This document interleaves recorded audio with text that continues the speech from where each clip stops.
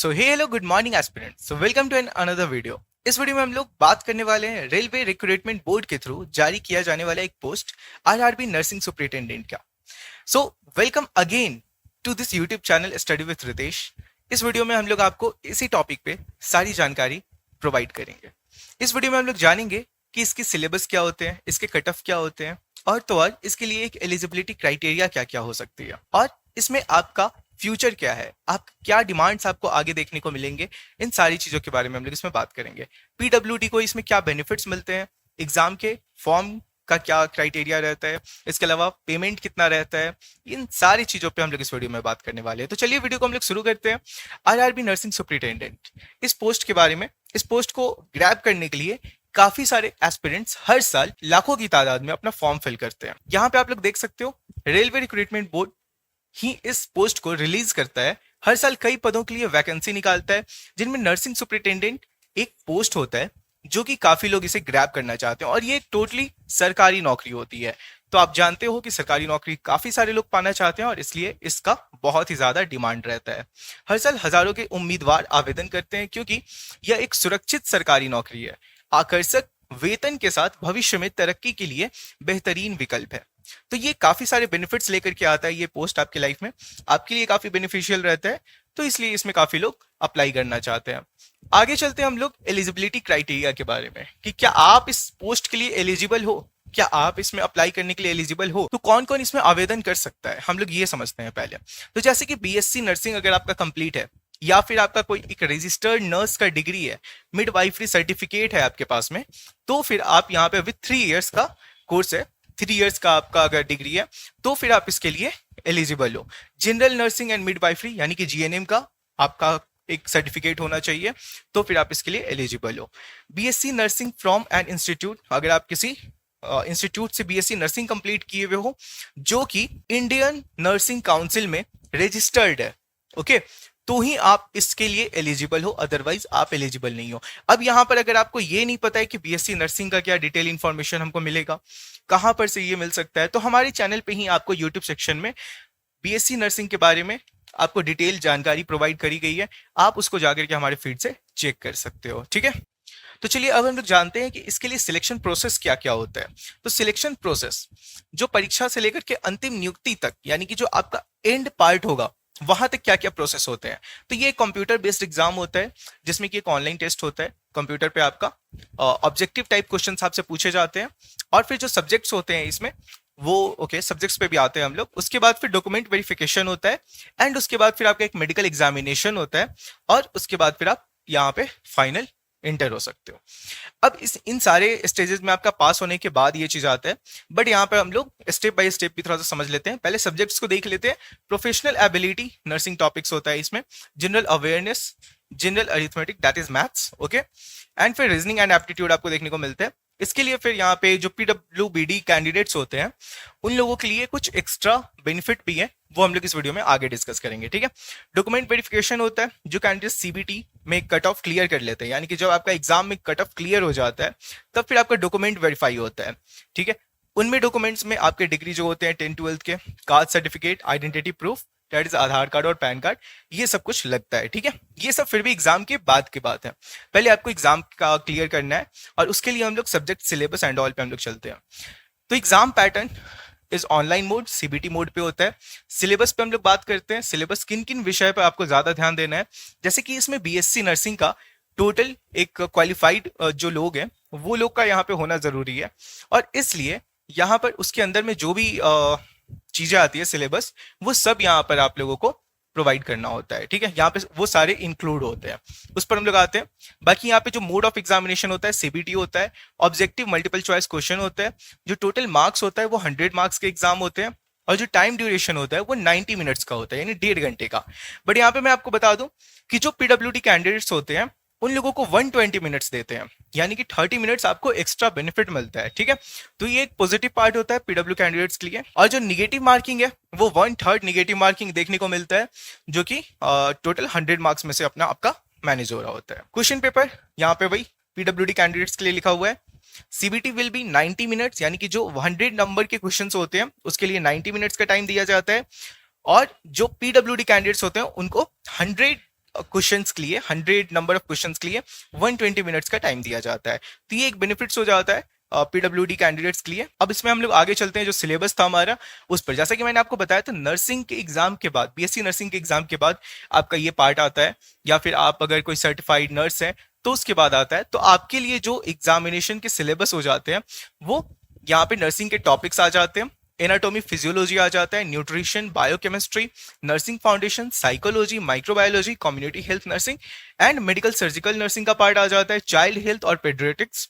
उसके बाद फिर साइकाइट्री का पार्ट आ जाता है, मेंटल हेल्थ नर्सिंग का आ जाता है, मिडवाइफरी और ऑब्स्ट्रिक्स का आ जाता है, नर्सिंग रिसर्च और स्टैटिस्टिक्स का आ जाता है, नर्सिंग मैनेजमेंट एंड एजुकेशन का आ जाता है। तो ये सारे एक ओवरऑल पार्ट हो जाते हैं। बट इसके अलावा यहाँ पे जो जनरल सेक्शन होता है, जो आपके एग्जामिनेशन में आपको देखने को मिलेंगे मार्क्स बेस पे, वो general awareness, that is current affairs या फिर करंट अफेयर्स, फिर जनरल अरिथमेटिक, क्वांटिटेटिव एप्टीट्यूड आपको देखने को मिलते हैं, लॉजिकल रीजनिंग और फिर इंटेलिजेंस आपको देखने को मिलते हैं, और फिर यहाँ पे जनरल साइंस आपको देखने को मिलता है, जिसमें बेसिक फिजिक्स, केमिस्ट्री और बायोलॉजी आपसे पूछा जाता है। अब इसमें हम लोग आगे का देखते हैं। जैसे कि यहाँ पे जो लॉजिकल रीजनिंग और इंटेलिजेंस है, इसी को जीआई भी बोलते हैं, जिसका आपका जो मार्क्स होता है वो मार्क्स डिस्ट्रीब्यूशन अब हम लोग देख लेते हैं। तो जो सारे सब्जेक्ट्स पे मार्क्स डिस्ट्रीब्यूशन होता है, तो यहाँ पे जो प्रोफेशनल एबिलिटी का जो होता है उसमें आपको जो मार्क्स का डिस्ट्रीब्यूशन देखने को मिलता है वो 70 नंबर ऑफ क्वेश्चन रहता है, और 70 में हर एक क्वेश्चन 1 मार्क्स का रहता है, और आपको 70 मार्क्स देखने को मिलता है। और फिर जनरल अवेयरनेस का जो एग्जाम रहता है, जो सब्जेक्ट रहता है, उसमें आपको नंबर ऑफ क्वेश्चन 10 देखने को मिलते हैं, और ये 10 मार्क्स का रहता है, यानी कि हर एक क्वेश्चन 1 मार्क्स का रहता है। जनरल अरिथमेटिक और जनरल इंटेलिजेंस एंड रीजनिंग आपको 10 क्वेश्चंस 10 मार्क्स के देखने को मिलते हैं। जनरल साइंस आपको 10 क्वेश्चन 10 मार्क्स के देखने को मिलते हैं, यानी कि आपको जो टोटल नंबर ऑफ क्वेश्चंस होते हैं वो 100 होते हैं, और टोटल जो मार्क्स होते हैं वो भी आपको 100 देखने को मिलते हैं। ठीक है, और जैसा कि मैंने आपको बताया कि 1/3 यहाँ पर निगेटिव मार्किंग भी आपको देखने को मिलता है। एग्जामिनेशन फी की बात कर लें, तो एग्जामिनेशन फी जो होता है वो जो जनरल एस्पिरेंट्स है, जनरल जो भी कैंडिडेट्स हैं, उन लोगों के लिए 500 रुपीज होता है, और इसमें से 400 रुपीज सीबीटी मोड में अगर आप अपीयर हुए हो तो उसमें आपको 400 रुपीज एक रिफंड भी मिल जाता है बाद में, बैंक चार्जेस एंड ऑल को देखते हुए। For candidates who belong to SC, ST और एक सर्विसमैन या फिर पीडब्ल्यूबीडी या फिर फीमेल या फिर ट्रांसजेंडर, और कोई अगर माइनॉरिटीज हैं या फिर इकोनॉमिकली बैकवर्ड है, यानी कि ईबीसी कैटेगरी से बिलोंग करते हैं कोटा से, उन सब के लिए सिर्फ 250 फी है। जो एप्लीकेशन फॉर्म का चार्ज है वो सिर्फ 250 है। अब यहाँ पे ईबीसी से आप ओबीसी और ईडब्ल्यूएस में कंफ्यूज नहीं होते हो ना, ये आप लोगों का चार्ज 500 का ही रहता है। ठीक है, यहाँ पे आ जाते हैं अब हम लोग कट ऑफ और क्वालिफाइंग मार्क्स के ऊपर में। तो जो कट ऑफ और क्वालिफाइंग मार्क्स होता है, पहले आप लोग क्वालिफाइंग मार्क्स समझो। देखो एग्जाम में जैसे कि अगर आप फर्स्ट डिवीजन आना चाहते हो, फर्स्ट डिवीजन लाना चाहते हो, जैसे कि एक स्कूल है, वहां पर जो फर्स्ट डिवीजन आता है वो 60% के ऊपर आता है, बट क्वालिफाइंग मार्क्स कितना होता है? क्वालिफाइंग मार्क्स इज जस्ट 23% और फिर 33%, उतने ही होते हैं, है ना। तो अलग अलग लेवल पे अलग अलग चीजें देखने को मिलती है। जस्ट उसी तरीके से यहाँ पर जो क्वालिफाइंग मार्क्स है वो 40 marks, that is 40% for general, और ईडब्ल्यूएस के लिए 40%, ओबीसी के लिए 30%, 30 मार्क्स, एससी के लिए 30%, 30 मार्क्स, एसटी के लिए 25%, दैट इज 25 मार्क्स। ठीक है, और जो पीडब्ल्यूडी कैंडिडेट्स होते हैं उनके लिए 2% तक का ऐसे रिलैक्सेशन मिल जाता है, 23% में उनको मिल जाएगा। अब यहाँ पे ये तो हो गया क्वालिफाइंग मार्क्स, बट जो एक्सपेक्टेड कट ऑफ होता है, जो मार्क्स का जो रेंज होता है वो कितना रहता है? एक्सपेक्टेड मार्क्स, वो जिसपे आपको कॉलेज मिल सकता है, वो जनरल के लिए 70 to 75 मार्क्स, ईडब्ल्यूएस के लिए 68 to 73 मार्क्स, ओबीसी के लिए 65 to 70 मार्क्स, और फिर एससी के लिए 55 to 60 मार्क्स, और फिर एसटी के लिए 55 to 55 मार्क्स, और पीडब्ल्यूडी कैंडिडेट्स के लिए 45 to 50 मार्क्स पे आपको एक अच्छा गवर्नमेंट कॉलेज मिल जाएगा। ठीक है, इसमें हम लोग आगे चलते हैं कि आपका आगे वेतन कितना मिलने वाला है, आपकी सैलरी क्या रहने वाली है। तो यहाँ पे वेतन का प्रोफाइल हम लोग जान लेते हैं।